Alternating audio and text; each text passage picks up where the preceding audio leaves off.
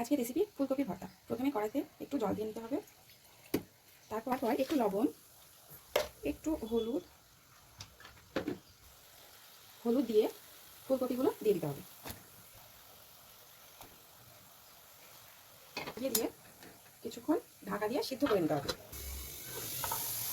এই দেখুন আমার ফুলকপিটা সিদ্ধ হয়ে গেছে, এবার তুলে নেব। এবার কড়াইতে একটু তেল দিয়ে তারপর তেলের মধ্যে একটু রসুন দিয়ে দেবো। রসুনটা একটু হওয়ার পর দিয়ে দেবো শুকনো লঙ্কা, কাঁচা লঙ্কা। রসুন, শুকনো লঙ্কা, কাঁচা লঙ্কা এগুলো হয়ে গেছে, এবার তুলে নেব। এই তেলের মধ্যে দিয়ে দেবো একটু গোটা জিরা, তারপর দিয়ে দেবো পেঁয়াজ। পেঁয়াজটা একটু হয়ে আসলে দিয়ে দেবো টমেটো।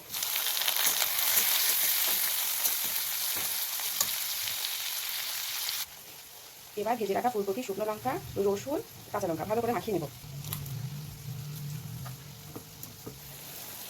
পেঁয়াজ আর টমেটো হয়ে গেছে, এবার মাখিয়ে রাখা ফুলকপিটা দিয়ে দেবো।